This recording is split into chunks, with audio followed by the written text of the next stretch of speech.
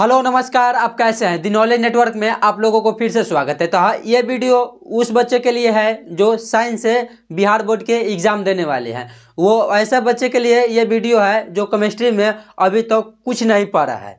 तो केमिस्ट्री में 3 भाग में बांटा होता है, फिजिकल केमिस्ट्री, ऑर्गेनिक और इनऑर्गेनिक। तो ये तीनों भाग में से लगभग 33 नंबर का क्वेश्चन पूछा जाता है।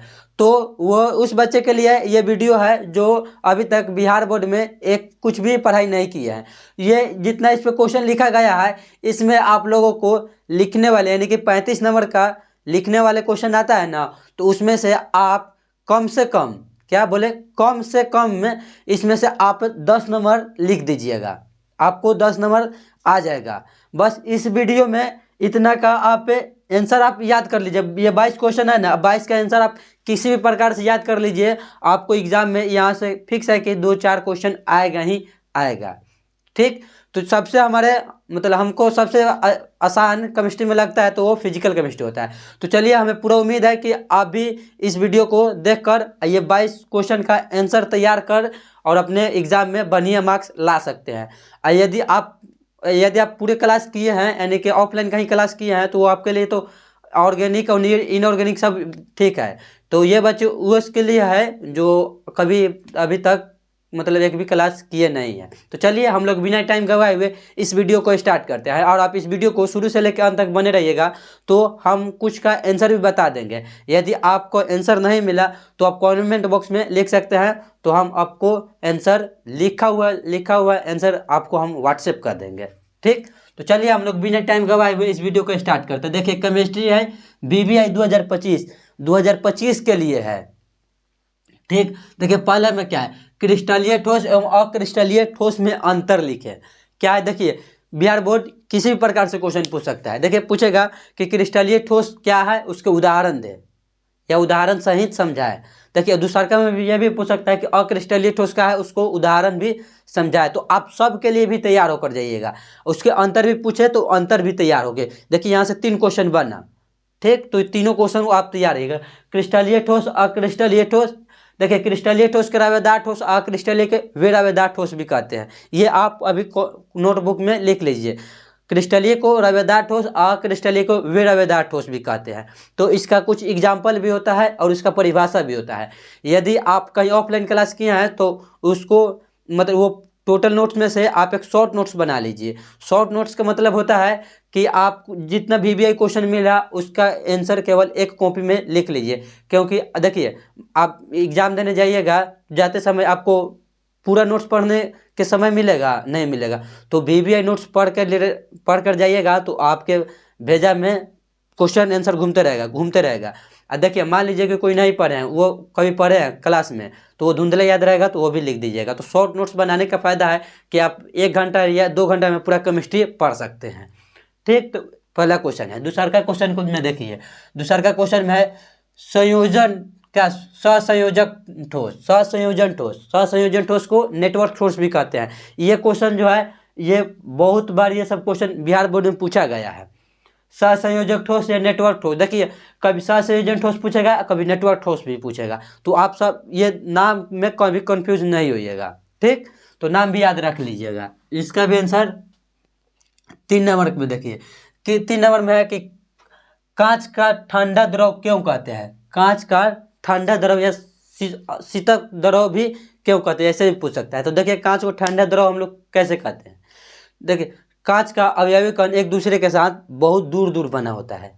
क्या, कांच का अवयवी कण एक दूसरे के साथ बहुत दूर होने के कारण उसमें अंतरालीय आकर्षण बल कम होता है।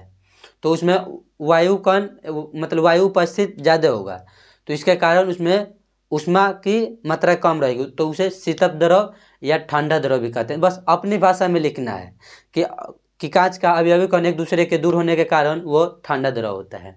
ठीक, बस 12-20 वर्ड पूरा देना है, हो गया, आपको 2 नंबर आ जाएगा।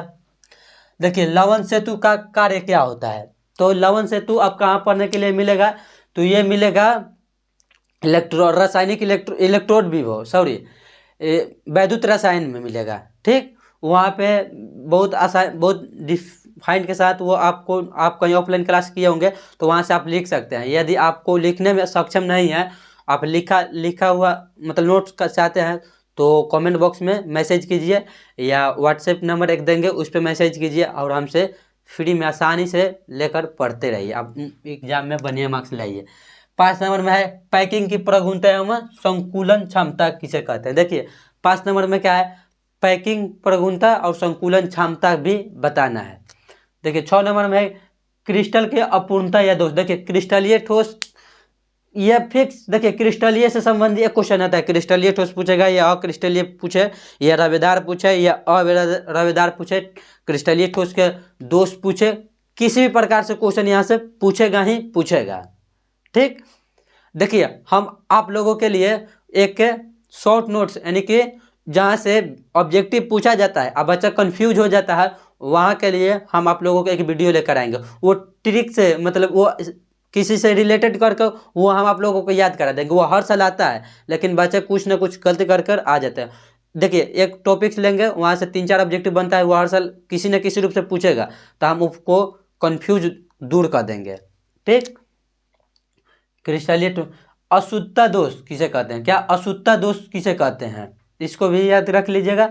शॉर्टकी दोष एवं अपूर्णता दोष में अंतर, यानी सॉरी शॉर्टकी दोष और फ्रैंकल दोष में अंतर। यहाँ फ्रैंकल होगा, अब शॉर्टकी दोष एवं फ्रैंकल दोष में अंतर होगा। यहाँ हो जाएगा फ्रैंकल, यहाँ हो जाएगा फ्रैंकल,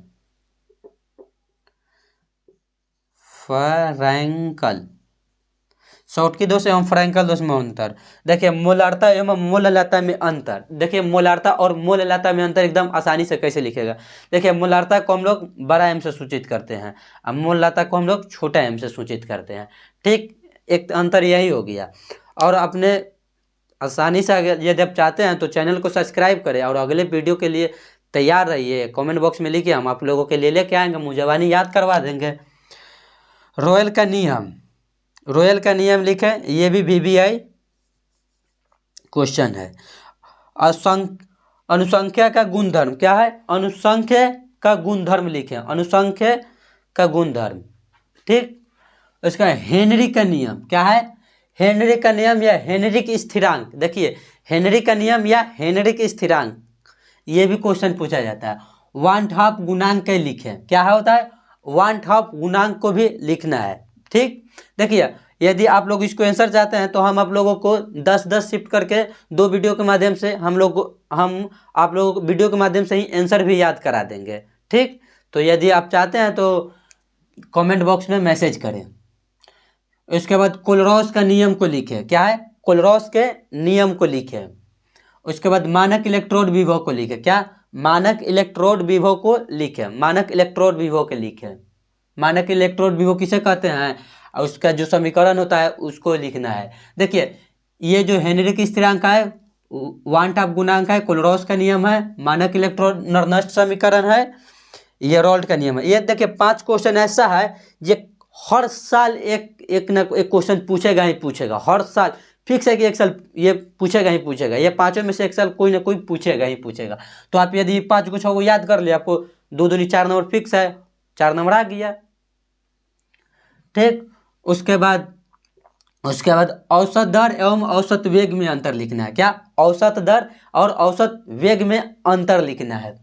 उसके बाद क्या है ताप बढ़ने के साथ अभिक्रिया का वेग क्यों बढ़ता है, ताप बढ़ने के साथ अभिक्रिया का वेग क्यों बढ़ता है, ये आप लोग अभी भी लिख सकते हैं। ताप बढ़ने के साथ अभिक्रिया का वेग इसलिए बढ़ता है कुछ के अवयवी ताप बढ़ेगा, उसका अवयवी कण जो होता है वो उसका उष्मा बढ़ेगा तो उसके कार्य क्षमता भी बढ़ जाएगा।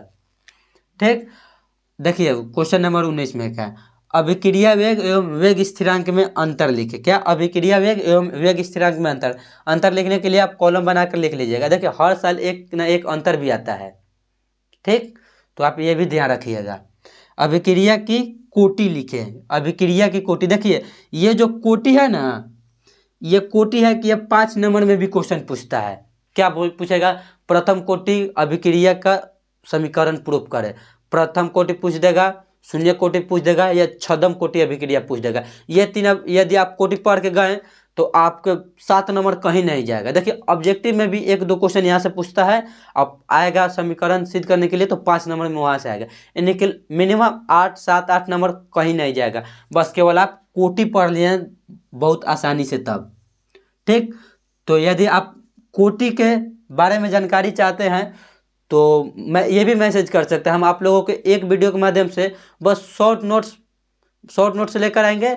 वो आपको याद भी, ऑब्जेक्टिव वहाँ से नहीं छूटेगा, सब्जेक्टिव भी नहीं छूटेगा, 5 नंबर वाले भी नहीं छूटेगा। बस अब वो 10 मिनट के लगभग वीडियो होगा।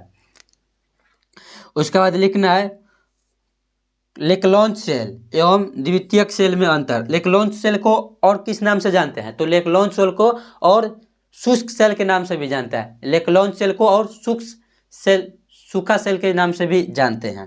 ठीक, उसके बाद क्या है, संक्षारण किसे कहते हैं? देखिए तो संक्षारण किसे कहते हैं ऐसे पूछ सकता है, या पूछ देगा कि संक्षारण से बचाव के लिए 3 उपाय का नाम लिखे, ऐसे भी पूछ सकता है। तो संक्षारण कहाँ होता है तो ये आपको तो पता होगा, आपको पता है तो आपको कमेंट बॉक्स में लिख दीजिए। लोहा में संक्षारण होता है, उसको बचाव के लिए बस ये आप 22 क्वेश्चन पढ़ लिए तो आपके बोर्ड एग्जाम में 10 नंबर कहीं नहीं जाएगा। ठीक, तो चलिए ये वीडियो अच्छा लगा और अगले वीडियो को पाना है तो दी नॉलेज नेटवर्क को सब्सक्राइब करें और अपने दोस्तों के पास शेयर करें। तो पूरे वीडियो देखने के लिए धन्यवाद।